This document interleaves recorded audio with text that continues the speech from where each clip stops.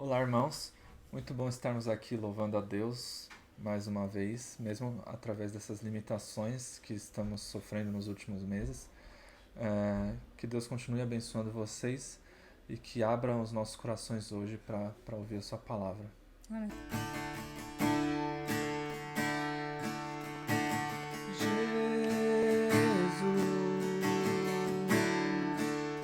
Seja o centro,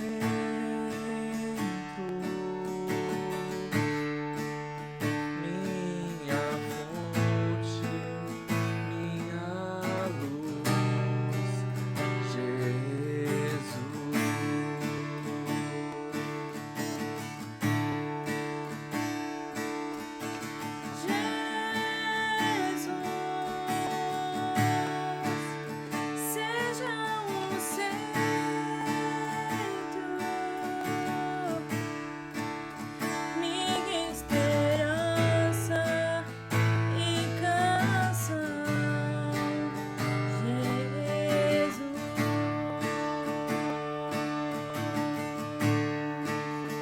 Seja o todo em meu ser, seja o vento ao soprar, a razão de viver, Jesus,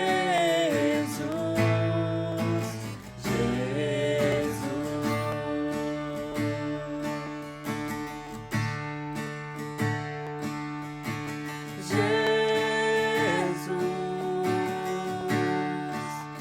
Seja a visão,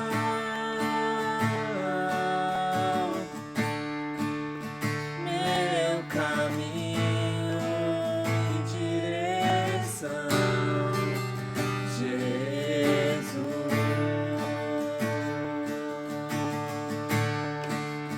Seja o todo em meu ser, seja o vento ao soprar, a razão de viver, Jesus, Jesus.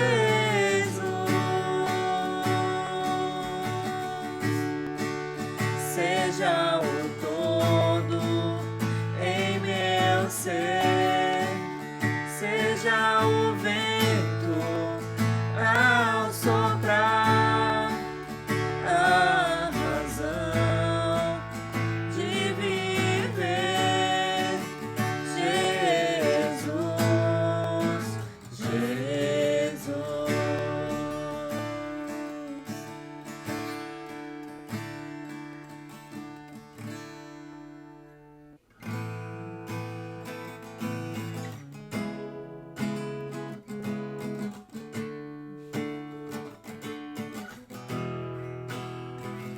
Essa paz que eu sinto em minha alma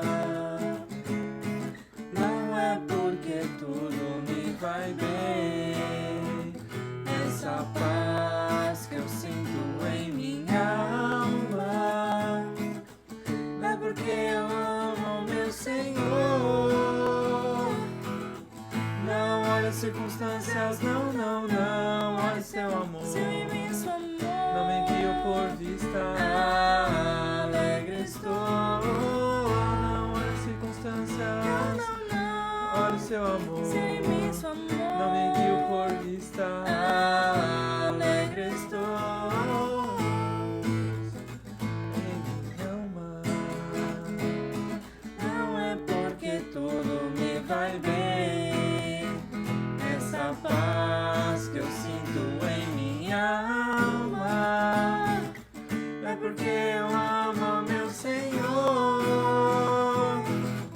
Não olha as circunstâncias, olha o seu amor, não me guio por vista, alegre estou. Não olha as circunstâncias, olha o seu amor, não me guio por vista, alegre estou. Ainda que os campos não floresçam e a vide não deu o seu fruto, e ainda que os montes se lancem ao mar, toda a terra treme de confiar. Não olhe circunstâncias, olhe o seu amor. Não me guio por vista, alegre estou. Não olhe circunstâncias, olhe o seu amor. Não me guio por vista, alegre estou. Olá você, meu querido, minha querida, que tem nos acompanhado aqui. Eu sou o pastor Antônio Carlos, da Igreja Batista Regular Filadélfia, e eu gostaria de, mais uma vez, compartilhar com você um ensino muito legal, um ensino importante para nós, a partir da Palavra de Deus. E nós vamos começar então lendo um texto da Escritura que está lá no Evangelho de Mateus, no capítulo 7. Nós vamos ler os versos de 24 até 29, são os versos finais do capítulo 7. E diz assim a Escritura: todo aquele, pois, que ouve estas minhas palavras e as pratica, será comparado a um homem prudente, que edificou a sua casa sobre a rocha, e caiu a chuva, transbordaram os rios, sopraram os ventos e deram com ímpeto contra aquela casa, que não caiu, porque fora edificada sobre a rocha. E todo aquele que ouve estas minhas palavras e não as pratica, será comparado a um homem insensato, que edificou a sua casa sobre a areia. E caiu a chuva, transbordaram os rios, sopraram os ventos e deram com ímpeto contra aquela casa, e ela desabou, sendo grande a sua ruína. Quando Jesus acabou de proferir estas palavras, estavam as multidões maravilhadas da sua doutrina, porque ele as ensinava como quem tem autoridade e não como os escribas. Então, queridos, esse trecho da palavra de Deus, ele traz um ensino muito legal, muito importante, como eu disse, muito relevante para as nossas vidas, deixado por Jesus. Ele traz uma história, uma alegoria, colocando em contraposição duas pessoas, um prudente e um insensato. E o prudente é aquele homem cauteloso, é aquele homem que é mais sensato, que toma decisões com mais juízo, fazendo uso do bom senso. O insensato é aquele falto de bom senso, aquele homem que agiu sem juízo, de uma forma não pensada, não refletida. Então ele traz esses dois homens, e é interessante que, na verdade, há uma comparação entre os dois homens, entre as posturas diferentes que eles tomam frente a uma situação. O texto mostra que eles vão usar dois alicerces diferentes para construir a sua casa, e eles vão ter então resultados diferentes em função das escolhas diferentes que fizeram. Um deles usou como alicerce a rocha, algo rígido, algo sólido, algo forte.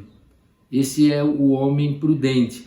Já o chamado insensato aqui, ele usa na construção da sua casa como alicerce a areia, um alicerce fraco, sem sustentação, algo não apropriado para que se faça uma construção sobre ele, né? Sobre a areia. Então há essa distinção entre essas duas pessoas. Muito bem, mas onde exatamente nós estamos quando Jesus está dizendo isso? Vamos ver um pouco do contexto, porque o contexto vai falar muito sobre essa passagem. Essa passagem se encontra no chamado Sermão do Monte, um dos grandes sermões que Jesus proferiu. Este sermão ocupa os capítulos 5, 6 e 7 do Evangelho de Mateus, 3 capítulos, não é? E ele está no finalzinho do capítulo 7, são os versos finais, estes que nós lemos aí. Este Sermão do Monte é um sermão de Jesus, onde há um forte componente ético que Jesus profere lá, e ele destaca algumas realidades importantes, mas o que talvez de mais importante, a marca desse sermão, é que Jesus está mostrando quais deveriam ser as características dos seus discípulos, daqueles que querem ser os seus seguidores, daqueles que querem ser, como Jesus chama, principalmente aqui em Mateus, cidadãos do reino que Jesus está querendo implantar, não é? Então, estes ensinos, que na verdade são dirigidos para aqueles que são cristãos, eles estão presentes no sermão de Jesus, lá naquele tempo, há quase 2000 anos atrás, mas são também válidos para nós como cristãos hoje, são ensinos relevantes, não é? Esse sermão de Jesus, que é extenso, ele não trazia em si ensinamentos assim que poderiam ser considerados pelos seus ouvintes como grandes novidades. Eles conheciam boa parte do que Jesus disse, mas eles foram colocados por Jesus de forma diferente. Então nós podemos ver algumas distinções. Uma delas é que Jesus ele se apresenta e fala como sendo um profeta, e eles conheciam as falas dos profetas, não é? Que está anunciando a vontade de Deus para os seus filhos. Então Jesus como profeta falando dessa forma, com essa entonação, e destacando então, quando ele revela a vontade de Deus, que a vontade de Deus não é alguma coisa que possa ser compactada ou colocada dentro de um ritual religioso, dentro de uma religião que tem aspectos apenas meramente exteriores, litúrgicos, que são feitos de forma até mecânica, sem envolvimento do coração. Então, Jesus está destacando bastante essa questão, que era aquilo que os religiosos dos seus dias apregoavam, alguma coisa estéril, fria, sem vida, que era a forma que eles interpretavam a lei. Então, Jesus está trazendo algo diferente, com as mesmas entonações, com conteúdos conhecidos, mas com uma nova proposta. Uma outra questão que nós encontramos também é que Jesus propõe no seu sermão a adoção de uma vida de obediência a ele, Jesus, como enviado de Deus, como filho de Deus, como o próprio Deus entre os homens, não é? E que na medida em que estes ensinos são aplicados à vida, eles iriam trazer felicidade, alegria, iriam proporcionar uma vida com mais realização, não é? Então eles deveriam não apenas ouvir aquilo, mas deveriam praticar, seguir aquilo. E interessante é que Jesus coloca estes ensinos e ele não está desafiando os seus discípulos a fazer algo que talvez ele próprio não estivesse disposto a fazer. O interessante de ver Jesus ensinando é que ele vivia aquilo que ensinava. Então, na medida em que ele mesmo se coloca como modelo para nós, ele traz algo diferente daquilo que os religiosos traziam naquela ocasião, porque eles verdadeiramente, Jesus os denuncia várias vezes, eles não praticavam aquilo que pregavam, não é? Muito bem, esses princípios de Jesus e principalmente essa questão do obedecer para ter uma vida com mais significado, uma vida feliz, ele se aplica não só a esse sermão de Jesus, mas a toda a palavra de Deus. A palavra de Deus nos foi dada, entre outras coisas, com essa finalidade de produzir alegria no coração do homem, satisfação, realização, comunhão do homem com Deus. E não foi diferente aqui nesse Sermão do Monte. É interessante, neste sermão de Jesus, que Jesus fala e ele vai estabelecendo uma troca de valores entre aquilo que os religiosos propunham e aquilo que ele, Jesus, vem trazendo. Então, dentro desse sermão, para se ter uma ideia, né, essa abordagem nova que Jesus está trazendo, onde ele revela a vontade de Deus para o homem e o seu plano, o seu de Jesus, para os seus seguidores, para os que são, afinal de contas, cristãos, ele vai trazendo estas propostas novas, não é? E vejam só as distinções como Jesus as coloca. Então, por exemplo, só para citar alguns temas do Sermão do Monte, por exemplo, os religiosos combatiam o homicídio, a lei de Moisés dizia, não podemos matar. Mas Jesus, ele traz uma nova visão e ele fala, olha, vocês leram na lei que o homicida é condenado por Deus, que não devemos matar. Mas eu estabeleço uma nova visão para vocês. Se você alimentar ódio no teu coração contra alguém, no teu coração você já o matou. Já é como se fosse um homicídio. Então, olha que distinção. Outra coisa, Jesus disse, vocês aprenderam com a lei que o adultério é pecado, Deus condena a prática do adultério. Mas eu, Jesus, quero ensinar de outra forma. Se você, com os teus olhos, cobiçar ou alimentar impureza acerca de uma mulher que não seja a tua esposa, você já adulterou no coração. Então, olha a diferença de padrão que Jesus estabelece. Jesus fala, olha, vocês lembram que foi dito que a gente não deve ficar jurando? Eu quero estabelecer outra coisa, que a tua palavra seja um sim valendo um sim e o não valendo não. Não precisa ficar jurando para tentar dar substância àquilo que você está falando. As nossas palavras têm que ser críveis, não é? E ele vai falando de uma série de outras coisas, de não revidar, não pagar o mal com o mal, pelo contrário, devolver o mal com o bem. Jesus vai dizer para que a gente ame não somente aquele que nos faz o bem, mas também os inimigos. Ele fala sobre esmolas, ensina a oração do Pai Nosso, ele fala da lei da reciprocidade, não é? A lei máxima de fazermos para os outros apenas aquilo que queremos que seja feito para nós. Tudo isso está dentro do sermão do monte que Jesus vinha proferindo ali no Evangelho de Mateus, né? Mas aí acontece algo interessante, depois de Jesus dar todos estes ensinos que eu mencionei aqui, Jesus, no final do sermão, ele apresenta 4 exemplos interessantes para os seus ouvintes. E a Bíblia diz que eles eram agora uma multidão ouvindo Jesus. Então ele traz 4 exemplos que acentuam a diferença entre a religião vazia que os religiosos da época apregoavam e o novo ensino conforme Jesus vinha trazendo. Então ele usa 4 exemplos comparativos, como eu disse, né? Então estes exemplos de Jesus, estas comparações, eles têm a ver exatamente com abandonar o padrão velho e seguir a Jesus, abandonar as ideias antigas, a religiosidade fria e abraçar uma fé verdadeira em Deus através de Jesus. Então, dos 4 exemplos eu vou citar, o primeiro deles, Jesus estabelece e apresenta 2 portas. Uma delas é uma porta estreita que conduz à vida. A outra é uma porta larga que conduz à perdição.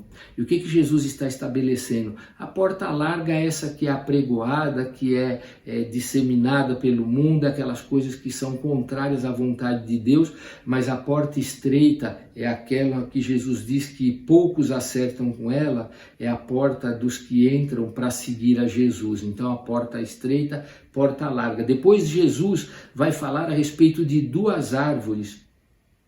E estas 2 árvores seriam reconhecidas por conta dos frutos que elas dariam.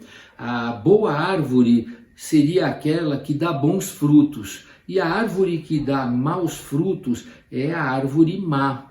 E também aqui Jesus estabelece, a árvore que dá bons frutos é aquela pessoa que segue aos ensinos de Jesus. Ele frutifica, ele traz coisas boas, ele produz coisas boas. Aquele que não segue a Jesus não terá uma produção boa. Então, as 2 árvores. Em terceiro lugar, Jesus vai estabelecer uma relação de 2 compromissos diferentes. Um é aquele que fala, Jesus, meu Deus, eu sou religioso, que tem muita aparência, mas que de fato Jesus diz, olha, eu não conheço vocês.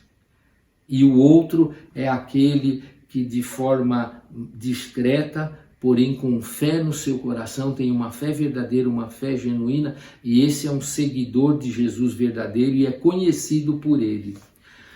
Por fim, queridos, ele chega no 4º exemplo destas comparações, e é exatamente aqui onde nós iniciamos a nossa mensagem quando nós lemos aquele texto. Ele vai falar sobre 2 construtores, não é? Os construtores, na verdade, são 2 tipos de ouvintes que estavam presentes, que estavam ouvindo Jesus e que podem ser ouvintes hoje, porque nós temos a palavra de Deus aqui, o ensino de Jesus para ser pregado. Então, os dois ouvintes, não é?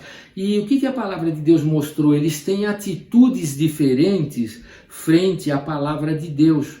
Por quê? Porque Jesus diz, e isso é muito interessante, é uma nuance, Jesus não compara os dois dizendo que um ouve e o outro não ouve. Jesus diz que os dois ouvem, porém, aquele construtor prudente é o que ouve e pratica, enquanto que o imprudente é aquele que ouve o que Jesus diz, mas não pratica. Então, ele estabelece essa distinção que se dá exatamente sobre as atitudes de cada um frente ao que eles ouvem e vai determinar o alicerce aonde eles vão querer estabelecer aí a sua construção. Um escolheu a rocha, o outro escolheu a areia. Então, na verdade, o que nós temos nesse ensino de Jesus? De um lado, o homem prudente, o ajuizado, é aquele que construiu a sua casa sobre um fundamento forte. Este é o homem que ouve a palavra de Deus e a pratica. Do outro lado, nós temos aquele homem, o insensato, o imprudente, que é o que constrói a sua casa, estabelecendo alicerce sobre a areia. Então, uma estrutura que não pode dar sustentação a nenhum projeto de construção. Este é aquele que apenas ouve, mas não pratica a palavra de Deus. Então as distinções continuam um pouco ainda naquele exemplo, não é? O primeiro homem, o prudente, ele viu a sua casa construída sobre a rocha suportar a todo tipo de tempestade, de intemperismo, a ventos fortíssimos, conforme diz a palavra de Deus. Ela sofreu uma agressão violenta, todo tipo de intempérie, e a sua casa permaneceu de pé, porque fora estabelecida sobre um fundamento sólido. E já quando nós vemos o segundo, aquele homem que é chamado de insensato ou imprudente, não é? Nós vamos ver que a casa dele, quando recebeu tempestade e os ventos, a Bíblia diz que a casa desmoronou, porque o seu fundamento era frágil, era fraco, não podia dar sustentação. Então aquele primeiro homem, o construtor prudente, é o homem que construiu a sua vida alicerçando-a na palavra de Deus. Por isso eu quero ler os versos 24 e 25 de novo, porque diz assim a Escritura: todo aquele, pois, que ouve estas minhas palavras e as pratica, será comparado a um homem prudente que edificou a sua casa sobre a rocha. E caiu a chuva, transbordaram os rios, sopraram os ventos e deram com ímpeto contra aquela casa, que não caiu, porque fora edificada sobre a rocha.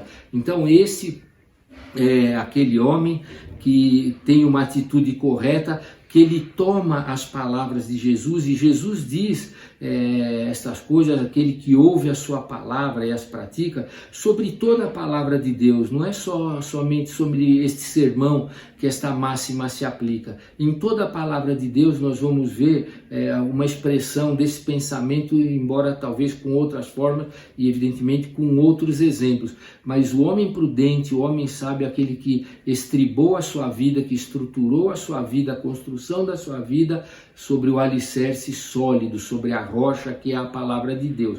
Mas nós temos também o segundo construtor, o imprudente, que construiu a sua vida sem obedecer à palavra de Jesus. Então olha o que diz os versos seguintes: todo aquele que ouve estas minhas palavras e não as pratica, é aquele que não se apropria, ele não pratica, ele ouve, será comparado a um homem insensato que edificou a sua casa sobre a areia, e caiu a chuva, transbordaram os rios, sopraram os ventos e deram com ímpeto contra aquela casa, e ela desabou, sendo grande a sua ruína. Então aqui o outro homem, o que ouve e não pratica, talvez esse homem seja o exemplo mais bem acabado dos religiosos. Eles ouvem muito, eles comentam coisas, alguns até recitam às vezes porções da Escritura, mas quando você vai ver a prática, a vida, ela não corresponde ao ensino. Então você tem a comparação aqui, o que ouve e pratica e o que ouve e não pratica, não é? Muito bem, queridos, o ensino de Jesus aqui, né, e como eu disse, se aplica a toda a palavra de Deus, tem a ver com a questão do ouvir, do se apropriar e o praticar, ouvir, apropriar-se e praticar. Então essa é a mensagem que Jesus quis deixar nesse texto e que nós devemos fazer, não é? Então, quando nós ouvimos falar de ouvir a palavra de Deus, de praticar, de obedecer às coisas que a Bíblia estabelece, nós sempre percebemos que há uma certa rejeição, porque parece que a Bíblia é uma coisa extremamente complexa, até mesmo impossível de ser de alguma forma seguida ou obedecida, mas as coisas não são assim. E eu quero fazer algumas afirmações para vocês, meus queridos, sobre o que nós podemos depreender, do que nós podemos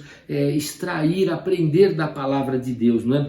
Então a primeira coisa que eu gostaria de falar é que nós não devemos olhar para a Bíblia ou pensar acerca da Bíblia como se ela fosse um grande livro na base do pode e não pode. A Bíblia não é isso. A Bíblia não é um livro, como alguns a julgam, um grande manual de pode e não pode. Não. A Bíblia é um livro de princípios para a vida. Como eu digo aqui, a Bíblia é um guia para a vida que um pai amoroso entregou aos seus filhos na forma de um testamento para que os seus filhos pudessem experimentar a felicidade. Isso é a Bíblia, esse guia para a vida, para proporcionar alegria para aqueles que recebem, que ouvem e que cumprem, que acatam os seus ensinos. Mas eu digo mais, que a Bíblia é um manual sobre a vontade de Deus para o bem do homem. Queridos, absolutamente nenhum ensino que nós encontraremos na palavra de Deus fará alguém infeliz. Pelo contrário, nós só seremos abençoados em cumprir e obedecer a palavra de Deus. E eu digo ainda mais que a Bíblia é uma enciclopédia de princípios deixada por um pai para os seus filhos. Então todas estas coisas são ideias que eu quero deixar para vocês a respeito da Bíblia. A Bíblia não deve ser um livro que assuste, ela não fanatiza ninguém, pelo contrário, a Bíblia torna o homem mais centrado, mais cônscio de si mesmo, mais consciente do seu papel enquanto ser humano na sua relação para com Deus. É isso que a Bíblia faz. Então, os ensinos de Deus, quando praticados, tornam o homem mais sábio. E nós mencionamos uma passagem da Escritura, mas poderíamos falar de várias. O obedecer à palavra de Deus, os ensinos de Jesus, tornam o homem mais sábio, melhor, não é? Então, estes ensinos, é importante frisar isso também, eles impactam todas as áreas da nossa vida. A área dos relacionamentos familiares, entre cônjuges, entre pais e filhos, a questão dos nossos valores, a ética, a cosmovisão. Qual é a visão de mundo que nós adotamos? Ela é baseada em que tipo de princípios, em quais pressupostos? Então, a palavra de Deus fornece princípios que vêm do próprio Deus para que a gente possa fazer uma leitura correta do mundo em que nós vivemos. Então, questões éticas, questões de valores, como eu disse, de finanças, todas estas coisas nós encontramos um ensino de Deus para as nossas vidas na Escritura. Mas o que é mais importante dentre todos os ensinos que a palavra de Deus nos traz, que a Bíblia nos traz, é que ela também tem ensinamentos que nos conduzem ou que nos proporcionam receber de Deus a vida eterna. Uma vida sem fim, uma vida na presença de Deus que não vai acabar. Então, assim, queridos, como Jesus nos seus dias tinha os seus seguidores, nós também hoje como cristãos procuramos ouvir a palavra de Deus e segui-la. Por quê? Porque nós temos comunhão com Deus, nós aceitamos o ensino de Jesus, nós concordamos com as coisas de Jesus e não queremos ser meros ouvintes como aquele homem imprudente, não. Nós queremos ser como um homem prudente que ouve e pratica essa palavra, não é? Então isso é o que é ser cristão. Na verdade, ser cristão é assumir esse compromisso com Cristo, entregando a nossa própria vida para Ele. Isso é ser cristão. Então, essa questão de a gente entrar nesse relacionamento com Cristo é o que nós chamamos de conversão. Mas eu falo de uma conversão que é feita do homem para Cristo. O homem se converte a Cristo, não a uma igreja, não a uma placa, não a uma religião e não a qualquer outra coisa que seja meramente humana, mas nós nos convertemos a Cristo quando nos tornamos cristãos. E então, de posse dessa decisão, dessa atitude pessoal, aí nós buscamos então conhecer a vontade de Jesus, a palavra de Deus, para andar conforme Ele quer que nós andemos. Então, baseado nestas coisas, eu queria deixar duas reflexões aqui. Para você, meu querido, que já é cristão, já entregou a tua vida a Jesus, eu quero desafiar você a estar lembrando sempre que nós não devemos ser meros ouvintes da palavra de Deus. Nós devemos ser praticantes da palavra de Deus. Porque às vezes a gente pode ir na correria, no dia a dia, e se esquecendo destas coisas. Então devemos ser praticantes, nós somos cristãos, já entregamos nossa vida a Jesus, assumimos um compromisso com Ele, já estamos experimentando as alegrias dessa caminhada, não é? Agora, se você que está me ouvindo ainda não entregou a sua vida a Cristo, se você não é um cristão conforme a Escritura nos diz, eu gostaria de convidar você e mesmo desafiar você a entregar a sua vida a Jesus. Só assim, mediante esse compromisso e essa comunhão com Ele, nós recebemos verdadeiramente capacitação para poder seguir o que Jesus quer de nós, não é? Então eu queria desafiar você a se tornar alguém semelhante àquele homem prudente que nós vimos na parábola de Jesus. Alguém que era ouvinte e praticante. Agora, esse compromisso de andar junto, de ouvir e praticar, quando ele acontece, Jesus transforma a nossa vida, é algo maravilhoso, ele renova a nossa vida, ele traz novo significado, ele traz uma escala de valores nova, ele traz alegria verdadeira para nós e mais, ele nos dá a vida eterna. Então você, meu querido, que está me ouvindo e não entregou sua vida a Jesus, eu desafio você a fazer isso, é algo muito simples, você pode fazer sem a ajuda de ninguém. Basta que você feche os seus olhos, converse com o Senhor Jesus e diga a Ele que você quer ser um seguidor de Jesus, que você quer entregar a tua vida a Ele, que você quer que Ele entre na tua vida, que Ele dê significado à tua vida, que Ele te ensine as Escrituras, que Ele perdoe os teus pecados e Ele dará automaticamente a você a vida eterna, é uma promessa de Jesus. Não há nada que esse mundo possa oferecer que valha mais do que isso. Então esse é o meu desafio para você, querido. Entrega a tua vida a Jesus. E sendo assim, não seja um insensato como o da parábola, porém um sábio. Tome essa decisão que vale a pena. Eu quero orar por todos vocês agora. Deus querido, obrigado pela tua palavra que nos ensina tantas coisas, e que, acima de tudo, nessa porção nos desafia a sermos não só ouvintes, mas ouvintes e praticantes do ensino de Jesus. Então, nós que já tomamos essa decisão, eu te agradeço por cada um que já entregou a vida ao Senhor e também que o Senhor possa falar aos corações para que mais pessoas, aqueles que não tiveram ainda um encontro pessoal com Jesus, que possam entregar suas vidas a Jesus. Oramos por todos, agradecendo, pedindo que o Senhor nos dê uma semana de alegrias na Tua presença, que a Tua palavra fale aos nossos corações. Oramos em nome de Jesus. Amém. Querido, muito obrigado por estar conosco e até a próxima semana, se Deus quiser.